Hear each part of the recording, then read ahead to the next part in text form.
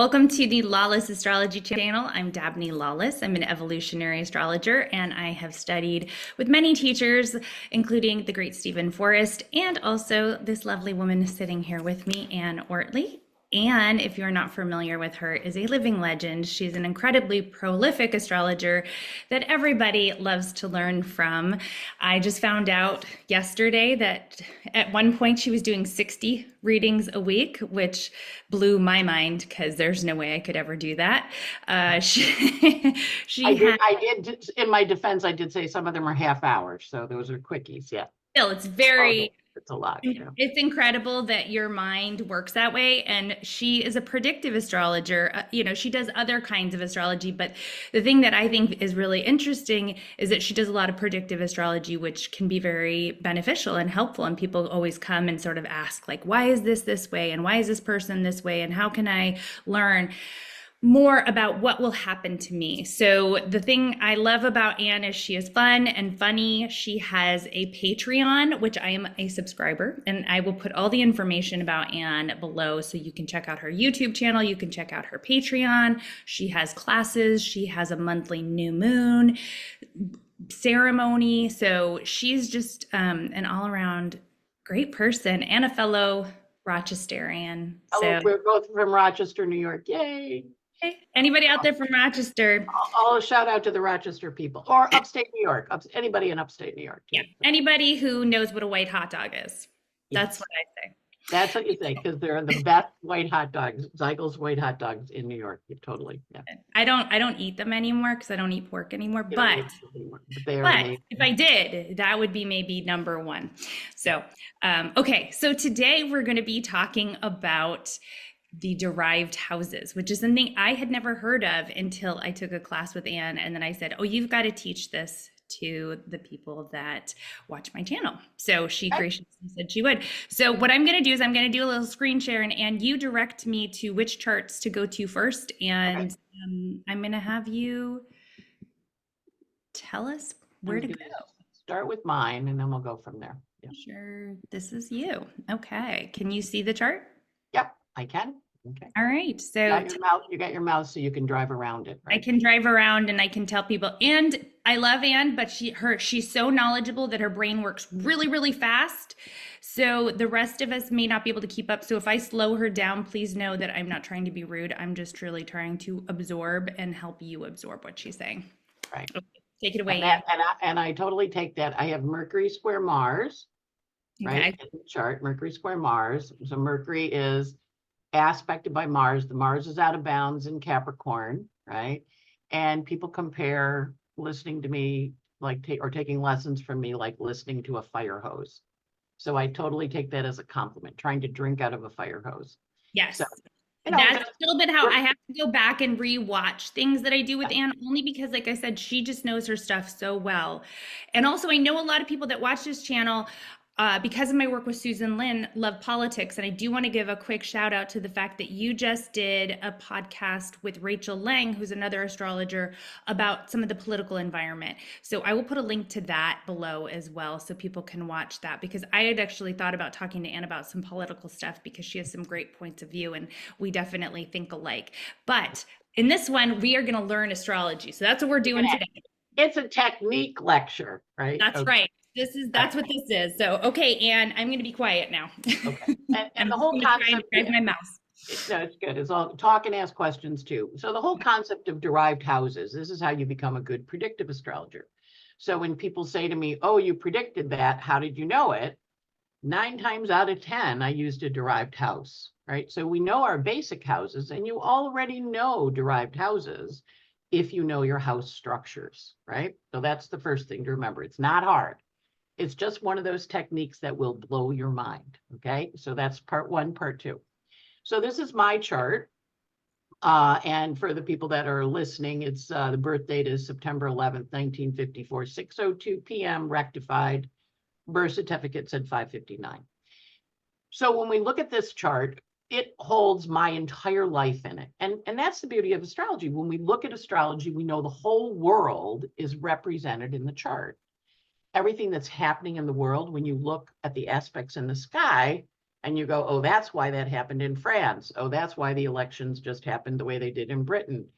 We get to see the planets, we get to see the chart of the country, and we put the planets to the country. But the country also, or the natal chart also tells us about everybody in our life. So we know that the first house is me, myself, and I, right? So I'm an Aquarius rising, which are broad of beam. They often have hazel eyes, which I have, and they have a solid peasant build. It's a very solid, Aquarius risings are very solid. The second house describes my talents, my skills, my money in my pocket. The third house describes my siblings and my relationship to them. It also describes my local neighborhood. It also describes ages 0 to 14, when you learn all the stuff that you know by route. Like, who made me? God made me. Why did God make me? God made me because he loved me. It's a little Catholic thing pops right out of me because they had me at age 7, under age 7, right? Fourth house, your mom, your home, your family, what your house is like. The fifth house is your children, your creative energy, and all those creative pieces that you do, the love affairs, the passions, the incitements. The sixth house, this is why I can read 60 people in a week. I have Jupiter, Uranus, and Cancer. Jupiter's exalted in Cancer in the house of work. Uranus is a sign of astrology. Answers to my moon in the first. I love it. I get energized when I read people, but that's also, I've always had great work. Every job I ever had, I loved. When I was young and I was working in a deli, I got promoted to peel potatoes. And my father was like, peeling potatoes, that's a promotion? I'm like, yeah, you don't have to wait on customers. You get to peel potatoes. And he was like, okay. I also learned some really good recipes, Jupiter and Cancer. I'm a good cook. Seventh house, relationships and how I relate to the outside world. It's also the house of open enemies. It's also the house of marriage partners. It's also the house of people you partner with. Eighth house, your value, your talents, your resources. From other people, the money you get from others, your sex, death, and taxes. It describes how you're going to die. It describes how you feel about the IRS. The ninth house is your education, your process, your higher mind, your travel, your trips, your learning. And think of all the different definitions of the house. The 10th house is your career vocation. Now, your work is your 6th, your vocation is your calling. And sometimes, you work in a factory, you're perfectly happy in the factory, but what you really are is a great parent. And so you have Cancer on the midheaven, and your job just pays the bills, right? But you're really happy about the family and parents. So think of the 10th house, not just your career, but also your calling, what you're called to do. Then we go to the 11th house, which is your work in groups. It's the community, the clubs. It rules astrology. You see my note of fate is there. I was called to astrology. It's also Aquarian's house. My first career was in computers as a computer program, which I also loved, Jupiter, Uranus. I used to program really well. And then the 12th house is the house of undoing. It's also the house of endings. It's the house of things going on behind the scenes. It's the house of your past lives. So we've got our basic thing. But if we go and look at the 4th house of the mother, we see it's a Gemini house. So we would say, gee, is your mother a Gemini? And then my mother's money would be my 5th house because it's her 2nd house. And my mother's siblings would be her 3rd house. Okay. My I'm 6th slow you house. down. Yep. Okay. So I'm we're gonna slow you down. doing the same thing. Yep. The 4th house is your mother, which makes perfect sense. Now, and then, break down why the 5th house is your mother's money. What's my 2nd house? Aries. My money, my talent, my skills. Oh, okay. Right? So my mother's 2nd house is Gemini. Because that's hers, the 2nd house from her. Okay. So we say, so it's almost like your mother starts, this is your mother's 1st house. Yep. Okay. So and then everybody gets that, this is her mother's 1st house. So then you would kind of say, all right, if this represents her 1st house, then this represents her 2nd house. So we're moving the chart over. Yep. And then my 6th house represents her sibling story. Okay. And her local childhood or early childhood. Okay. My 7th house represents her house, her mother. Okay. Her mother, 1, 2, 3, 4 from her, and what her house was like. Okay. The 8th house represents my mother's children. Now think about it. We also think of the 8th house as the psychological issues we get from our parents, because it's the house of psychology. So my mother, 4th, 5th house is her, gave me psychological issues around Neptune, Venus, and Saturn, because that's in my 8th house. Okay. But that's also how my mother felt about her kids. Okay. Right? Because that was her 5th house, how she felt about her children. So Okay. she felt Mercury. She always answered our questions. She would say to me, I would never ask my mother that question. Well, look at her mother. 1, 2, 3, 4. Mother's Leo. I would never ask my mother. Leo rules that Pluto there. I would never ask my mother that. Mercury, square Mars. But I'll tell you the answer. Libra. Yep. And the square to Mars.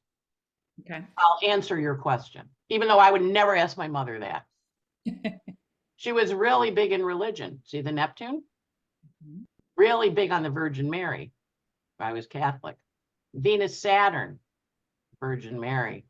My friends would get married, 7th house. She'd say to me, can they wear a white dress?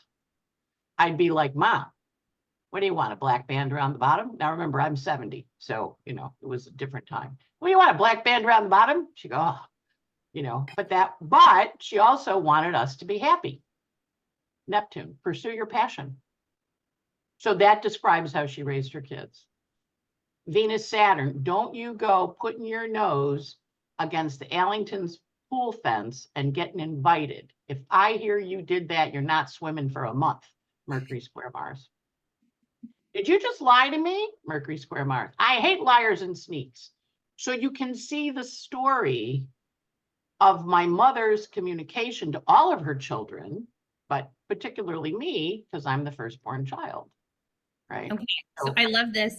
So I'm going to reiterate, because again, a lot of the people that watch my channel are very beginner in astrology, and all of the information that Anne is giving makes total sense if you just kind of recognize that the derived houses is one, your particular story with your mother. My mother and my siblings have a different story.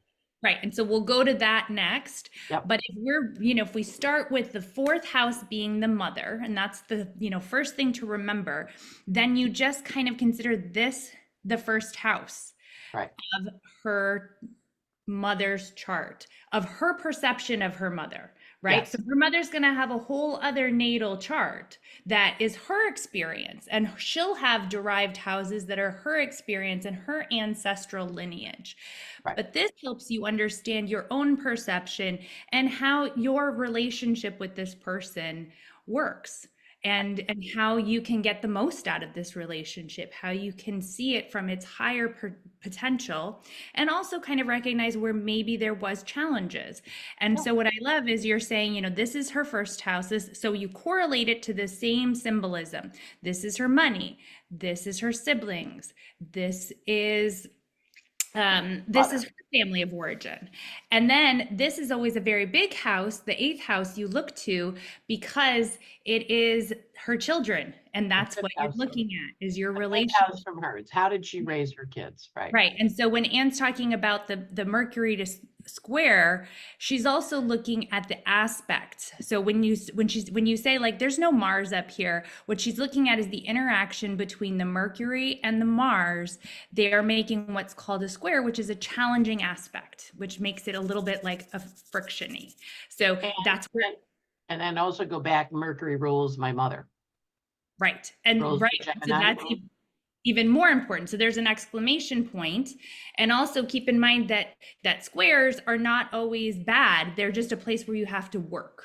And so you get more done. And so here we have Anne, who kind of, maybe sometimes can say things and rub people the wrong way. And she has this kind of challenging relationship with her mother, like knocking heads a little bit.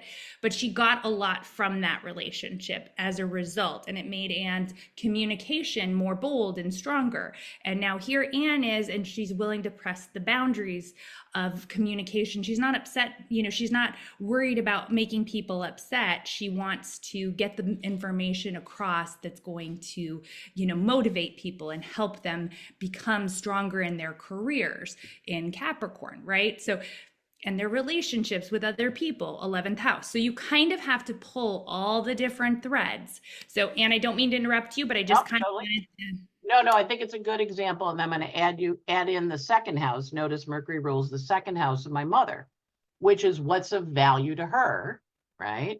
Okay. Gemini rules that. And then if you look at my second house of value, my second house of value is ruled by Mars, exalted in Capricorn. And my Mars and my Mercury have a fight. So my mother would say this, and I would go, well,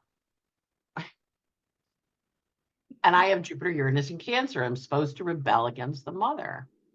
But I'm also mom's, because the second house, in addition to be your money, is also what your value is and what your self-regard is for yourself, right? So the Mars and Aries, Aries rules my second. So I have an out of bounds Mars and Capricorn. So I'm like, I just do what I want to do, which is a good and a bad thing. But it's square to the Mars because when I was a kid, I worked on expressing what I needed through my mother. And my mother would say, this is of value to her. And I would argue with her. Or I would go, okay, I get it. Because squares also can be helpful because our legs are sitting in a square, like your thighs on the chair and your shins down. When you go to stand, that's a 90-degree angle. When you go to stand up, you do some work. So squares get us places too. So the dialogues I had with my mother were very important. Her sixth house is my ninth. Right. Her seventh house is my father. So he's described as a fire sign in my chart, and he's described as Jupiter Uranus. Go back to the sixth. So I argued with him too. And I mean, I'm Aquarius rising. I argue with everybody. And then the 11th house is what's of value to my father, right? And so there you can see the Mars is in there. So I would be direct with my father, which, he didn't always like, but that's okay. He was an Aries. I was supposed to be direct with him. Okay, Anne, I'm going to interrupt you. Yep. Uh-huh. Your 10th house is the equivalent of the 7th house. So that's why the 7th house for your mother was a fire sign. So your father was fiery. He was kind of bold, he was ambitious, he had, this sort of bigger than life personality. But explain to me why the 8th house now for your mother, because that's deep intimacy. Is that why that's your father? Yes. Okay, so the 8th house is deep intimacy. Among other things, it's also, like resources, and also you can talk about the death situation. So it's also that it's my mother's death. The 8th house describes her death, but it also describes my father's money, partner's resources. So from my perspective, it describes my father's money. From my mother's perspective, it's her husband, and it describes his money. Okay, so hardworking, motivated, maybe kind of like a little bit of a workaholic, maybe, or okay. Yep. Worked hard. I mean, he saw lots and lots of, he was a neurologist, saw lots of patients, and worked, everybody else's dad would come home at 6. Our dad would come home at 7:30. So they were all back out playing and we were going in for dinner. So it was kind of a bummer, but whatever, But also do no harm. A doctor taking the commitment, integrity. Okay, so, and this represents Anne's father from her perspective, but her father is her mother's husband. Right. Okay, so now we move on, and here we have the 9th house. Which is my mother's education. Okay. And her undermining. Chiron's there. So my mother was told the money for college was for the boy. And so she was very clear that her daughters were going to college. So it was never a question. Like, I couldn't go to college because the money was for the boy. So she was wounded by college because that's the 9th house, is college and education. Right. And then she turned that around and became a healer in that she sent her girls to college and made sure they were educated, and that what happened to her didn't happen to her daughters. Right. And also she became a nurse. So she didn't go to college, but she went to nursing school. And here's 10th house. This is her 10th house, which is her moon in Pisces, which is definitely a nurse symbolism. Yeah. And she worked, she worked in the schools testing kids. She worked in a nursing home when we were all out of the house. And she's, she was a stay-at-home mom, but she was home by 3, but she did work in the schools testing kids for learning disabilities and stuff like that, which of course is, part of her path in terms of like helping kids figure out, who they were. So Her calling was compassion. yes. And that's what fed her soul. Yeah. And so it's really, I love this because, and we'll just do these last 2 here. So then this would be her 11th house. That's her work in groups, right? And then the 12th house is her spiritual practices, her belief systems, all those things behind the scenes. Right. And so then here that's in Taurus. So there was kind of a little bit of a rigidness around her Catholicism. And, but it was also very important to her. It gave her comfort and safety and security. Okay. So this I think is really fascinating because again, I don't mean to be repetitive, but this is Anne's chart, but it's also her relationship with her mother, which is amazing. And so we can then look at, if we kind of use her derived houses system. Tell me, Anne, where did the derived houses system come from? Because I never really worked with this until I took the class from you. I don't know. Okay. I hate that when someone they ask me and I'm like, I have no idea. No, I learned this at my astrologer's knee. He taught it, and he was a very good predictive astrologer. Okay. All right. So then into derived houses, we had the concept of siblings. Yes. Okay. Right. So this is the most important part. It's the rule of 3. I'm on my fingers. Right. So I am the first, and then we count 1, 2, 3, and we get to my younger brother. He's a Taurus. Then we count 1, 2, 3 from him, counting with him. 1. Yep. We get to the Gemini house, the 5th house. Is my sister, and she's a Gemini. Okay, I'm going to slow you down. Okay, so why is that? So this is because this is house 1 sibling. Yeah. Okay, so if you have siblings, the 3rd house is your first sibling, and then you count 3 forward.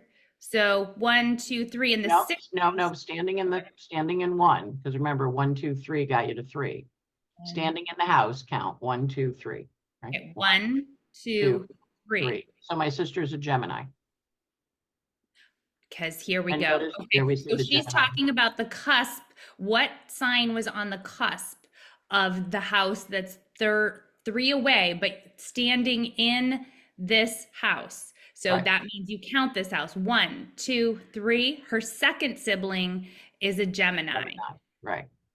Now we go to my second sibling, my sister Mary, and we go across the chart to her husband. To the 11th house, that's her husband. My 11th is my brother-in-law Bruce, and he is an engineer.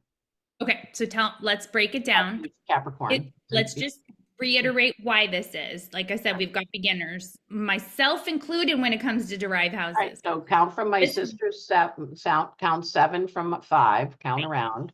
Exactly. So this is her second sibling's first house. So then it goes 1, 2, 3, 4, 5, 6, 7. So that's this her husband. Her husband, which is the house of relationship. I'm shouting. I have no idea why. All right. House of 7. Okay, sorry. No, but that's how we get the siblings. Now those are the younger siblings. I don't have older siblings. But if I had older siblings, we count up 1, 2, 3. So that's the 11th house if I had a sibling above me, which we're setting up for later in the thing. So count 1, 2, 3 above. The 11th house is my siblings, my older siblings, if I had any. Which I possibly go backwards if it's older siblings? Yeah, because they happened before you came in. Okay, so so this is for anybody who has older siblings. I'm sure people out there are like, yeah, I got that fast, but I didn't. So if you didn't, you were back there with me. And if you go forward for younger siblings, you go backward for older siblings. So this is Anne, and you go 1, 2, 3, this would have been an older sibling in the 11th house. Then would that be the first house of that older sibling, and we still go forward again, We correct? would then, their Chiron would be their wound, their second house, how they're wounded. Their third house would be the Aquarius. Perfect. Okay. I'm Now, let's do the analogy again. Go to my mother. That's my father's first wife, right? So now what house is his second wife using the counting system of 1, 2, 3? So mom's the fifth, fourth, and then the second wife would be the second wife house. So we count 1, 2, 3, and we sixth get house. to the sixth house. Okay. Think of the sixth house natal story. Virgo's house, Cinderella, the wicked stepmother, right there. Then we go to this is how it works. Go to the 10th house. 1, 2, 3, the stepfather would be, the second father would be the Chiron, the Saturn and Chiron, right? So you can find if your father had 4 wives, right? So let's say my father, he only had 2. He had my mother and a second wife after my mom died. But if he had another wife, it would be 1, 2, 3. It would be the Virgo house, the 8th house. So how many third wives run off with the father's money? I have a lot of clients where that happens, where the father marries somebody, he's on his third wife, and off we go. So Okay. this is Let's how talk. you do derived houses. Now, housing, right? Houses. 4th house is your house. Count 1, 2, 3. That's your second house. There we go. So the 6th house, which is the Jupiter Uranus house, is my second house. I have Gemini on the 4th house cusp. I have 2 houses. I have an apartment in New York and an apartment in Florida. And the Florida apartment, you can look out the window. There's all this water. I'm right by a bay. Cancer. Cancer. And then my other house is in New York, which is a very Geminian house, a lot of neighborhood and blocks. So you can find What about anything. your father? Where would you go to the 10th house for your Yep. father? My father's the 10th house. Yep. Okay, so in traditional astrology, they talk about the mother being the 4th house and the father being the 10th house. So if you want to look at your father, then you go to do the exact same thing we just did with Anne's mother, but you do it in the 10th house. So Right. this would be her father's first house. This would be her father's second house. Which Her, is the 11th. And my 12th house is his third house, his siblings. right. Okay. The 4th house is his home. Yep. Right. And we would just kind of go around the chart like that. So does this also apply to your relationships? Like Yes. a spouse, let's say, This is how or you a find out. boyfriend, or like Yeah. committed relationship. So Yes. you would then look at, so in Anne's chart, we would look at her committed relationships. And this is definitely, you're going to always find things about your committed relationships in your 7th house. But this will also kind of give you information about that specific person. And this isn't necessarily someone you've had 6 dates with. This is somebody that you've made, you've been with for a year or more. I would say a year or more. And so then this would be her perception of him. This would be the first house. So he would have kind of Virgo, Leo tendencies. He would be very intense. Yep. Okay. All right. And then his money is the 8th house. Right. And his communication is the 9th. Now, if I marry a second time or partner a second time, 7, 8, 9, the second partner is going to be a Scorpio Sag mix, the 9th house. This is what I loved, and I had to go back and listen to this when I took this course from you. This is where I got tripped up, and I don't know if anyone else was, but I was like 3 houses, and I kept going like 1, 2, 3 instead of the house. And in the house. So this is 1.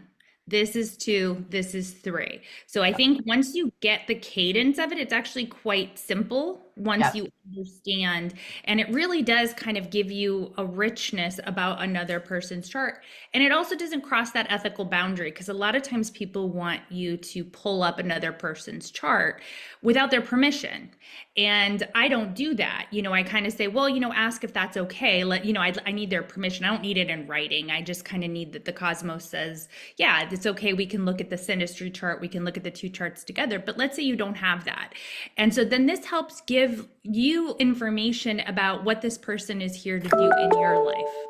yes, And it just makes it a more richer experience for you without having to really delve into what their karma is and what their life path is. It's about how this person impacts you, which is ultimately what you're looking at often in a reading. totally, totally, yeah. And if you know that, that helps a lot. So if you look at my dad, as his house is the 10th, right? Yep. And you count 1, 2, 3, 4, 5, 6, 7, 8, 9, 10, you get to my 7th house, which is his career. And he was a very well-known physician, and he was known for his diagnostic skills because So of the sun in Virgo. He would right. There's figure the out Virgo, and then the Leo piece is kind of the status. he was a king. He was a king, right? He ruled the house. He Ruled ruled. the house. He was an Aries. Well, my mother was a Leo, so she really ruled the house. But my father thought he ruled the house. So But they were royalty together. How they about were that? royalty together, yeah. So when I moved here, because the place I bought is what my father bought. I bought in the same condo that he bought in 79. So when I moved here, one of the women who was here said, when we first moved here, we were getting into the hot tub. Your father loved the hot tub. I'm like, my father loved the hot tub. And he looked at my husband and he said, how long have you had Parkinson's? And we knew there was something wrong with Brett, but we didn't know what it was. And they were like, Parkinson's? He goes, well, yeah, he has Parkinson's. And they got out of the pool and they looked at each other and said, let's go check on Parkinson's. And that's what he had. And so, and she said, your father was great with him. He would always come check on us and talk to us and see how we were doing, because neurological diseases often are long and hard on partners. But he would look and he would die, and we would walk on the, this is horrible. We would walk on the street and go, what do they have wrong with them, Dad? And he would always tell us. He would look and he'd go, and he would know it was. So, but people would come, people would get sent to him to get diagnosed. And interestingly, Venus Saturn, one of his more famous cases was there was a case of a family that had a genetic mutation that couldn't absorb copper. So when you hit puberty, you would go crazy because you couldn't get rid of the copper in your body. So they had 4 kids, and Venus is in Scorpio, right? Venus rules copper. And so he diagnosed that when the kid hit puberty, the hormones started, that first kid was gone. But the second kid, because it caused permanent brain damage, the second kid was starting to go. And my dad's like, they have this copper thing. And he figured it out with that kid. So it had a little damage, but the 2 behind also had the genetic mutation and didn't have it. So he was known for that kind of stuff. Amazing. And yeah, and that just, that's his, in his reputation was, you got a hard case, send him to Ortelee, right? So. Amazing. Okay. So Anne, Yeah. Go ahead. Okay, so now what I wanted to demonstrate to people was to show them and focusing on my father making money of a Scorpio nature from my older sibling. I want you to pull up my mother's chart first. Okay. So you can see the derived houses in action. Miss Donna Ortelee. Here's the mama. Okay, so you see, what is her rising sign? Gemini. What did I say my mother was? A Gemini. Count 1, 2, 3, 4, 5. There's the firstborn child. I'm a Virgo. Count 1, 2, 3. That's my brother, the Sag. Oh, okay. Count 1, 2, 3. That's my sister, who's a Capricorn rising, and she was a coach. Right? So my siblings are right there in the chart because my mother, her firstborn child is her 5th, me, Virgo, Anne. 1, 2, 3. My brother is her 7th house. He's the moon and Sag child. He wandered the world. He moves every few years. He's lived in 25 places. My sister, 1, 2, 3, is the 9th house. She was the Capricorn. She's a 22 Cancer. Her husband, Bruce, is 22 Cap. and she was a basketball coach. So she worked with other people's children. And so she's that ninth house. Yeah, ninth house coaching, definitely. Ninth house is coaching, right? So then if you pull up my dad's chart, and you can see my mom's a Leo. Pull up my dad, and people would look at this chart. Now I'm Aquarius rising, right? I'm the seventh house of I'm his second child. And my brother is gay, so he's the Uranian wanderer kid. And then my sister is a Taurus Gemini mix. She's a Gemini with, a lot of earth in her. So she's his 11th house child. So I looked at that fifth house there, and I've got Scorpio there. And I said to my dad, another astrologer said to me, "Oh, you're your father's second child." I said, "No, I'm his first." And they're like, "Well, who's the secret child there? There's no other kid before you." So I said to Dad, "Was there another kid before me?" He goes, "No, you're my first." Now you saw in my mother's chart, I'm the first. Here I am, the Aquarius rising, I'm the second. Well, back in that day, in the 1950s, I know he sold his blood for money. They were poor. He also sold his sperm. So I said to him, "Did you sell your sperm?" Secrets. Are there other kids? And so when I showed you my chart that had Mars and Capricorn on that north node, in the sibling above me, he made money selling his sperm. So there are little Ortelees out there, in the world. Wandering the world. Wandering the world. So, and if we were to look at this chart, let's say we had permission, which I think Anne does have permission from her now no longer with us father, but she's been an astrologer for some time. So if we were to look at another person's chart, we can do the same thing. Yes. And we can, advance this the same way that Anne just taught us. Yes. So before we wrap up, Anne, because I think that I really appreciate you teaching this to people, because people want to learn about predictive techniques. And, it is not my bread and butter. I was raised under Stephen Forrest's wing for astrology, and he doesn't do predictive astrology. He's very much about free will. And I'm kind of really curious about what you do, because I think it works and it's really interesting. So for anybody out there that loves astrology and loves just the calming energy of knowing that there is a plan to it all, I love Anne's Patreon. So like I said, that is something I listen to Anne every single day. So she's just like a little voice in my ear. So I'm going to definitely. Good morning. She says that every morning. Every morning. Even my son, he'll say good morning, because he's always, somewhere in the background while I'm getting ready listening to Anne. So, they do those TikTok videos now where people are getting ready. Mine would basically just be putting my makeup on, listening to Anne. So, okay. So before we wrap up, I'm very grateful for your time, because I know what a busy lady you are and how in demand you are. But let's just kind of review. Anne went through what each of the houses represent. So you can then, and if you want to go to my website, lawlessastrology.com, sign up for my newsletter, which I'm not doing yet, but it's on its way. You will get a workbook that is it's a beginner workbook for astrology. So you can kind of follow along if you're a beginner. But Anne, let's just review, like you can see your mother, you can see your siblings, you can see your father, you can see your relationships, you can see what you're looking for in a home and what your home is like outside, like even further information beyond what the fourth house tells you. What else can you see? Like, what are the other things that you would want people to look at? All the things that are covered. So the sixth house are your pets. Oh. Your cats and dogs. And the sixth house is the first cat or dog, and then the eighth house is the second, 1, 2, 3, and the 10th is your third dog or cat. Everybody's in there. Your cousins, your mother's sister. So my aunt right now is sick. She's my father's sibling, so she's his third house. And notice where Saturn is. He's been hanging out in her house of health this year, because my aunt is his third, right? And then we count 1, 2, 3, 4, 5, 6, and Saturn's in her sixth house, his eighth house, but her sixth house of health.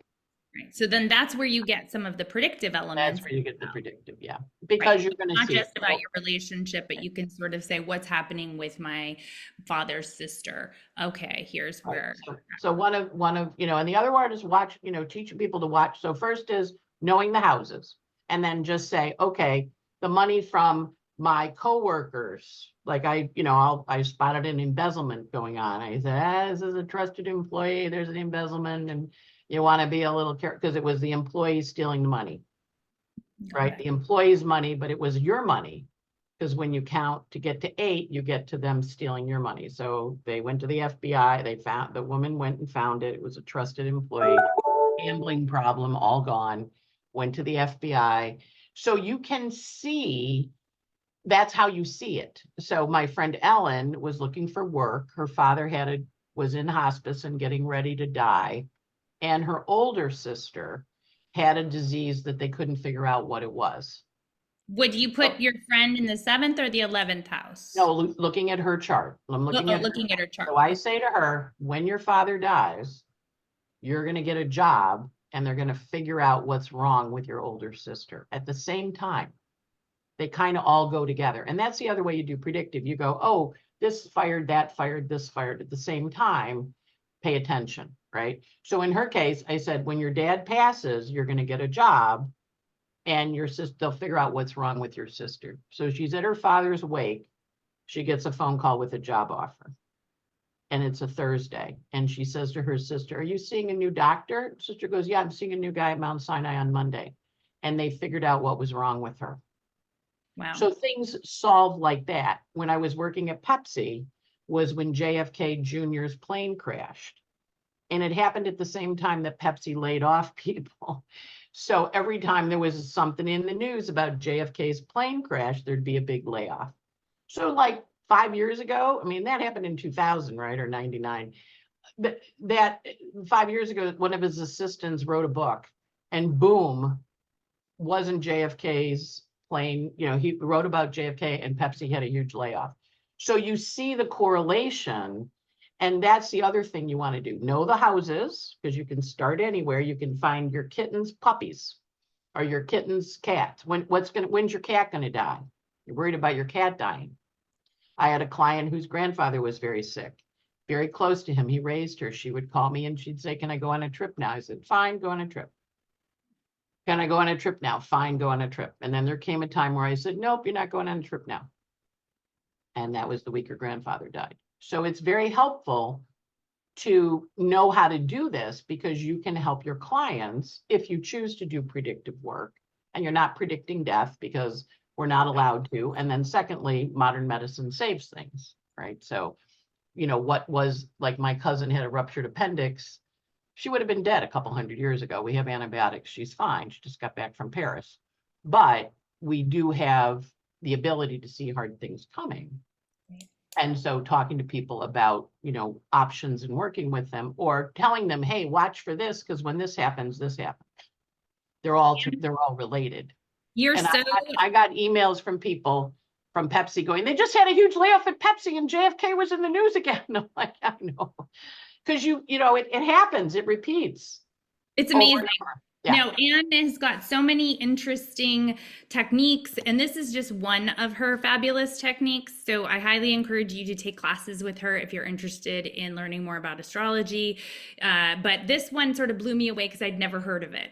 And I don't think it's practiced by a lot of astrologers. And so, little old me that does a lot with the nodes and past lives and, really focused on evolutionary astrology. When someone asks me a question in a productive way, I didn't always know what the answer was, or, I didn't want to be irresponsible with my answer. And so, so you are the person to go to if somebody has those kind of questions. So Anne, it has been so lovely to have you. I always get excited to see Anne. And so, yes, let me just say the universe is conspiring to help us. There's a reason and a season for everything. And this Derived Houses is going to give you a little bit more insight into what the reason and the season is. So thank you so much, Anne, and I hope that you have a lovely day. Thanks, you too, Dabney. Have a great time. Okay. Until next time. Everybody. Enjoy. Bye.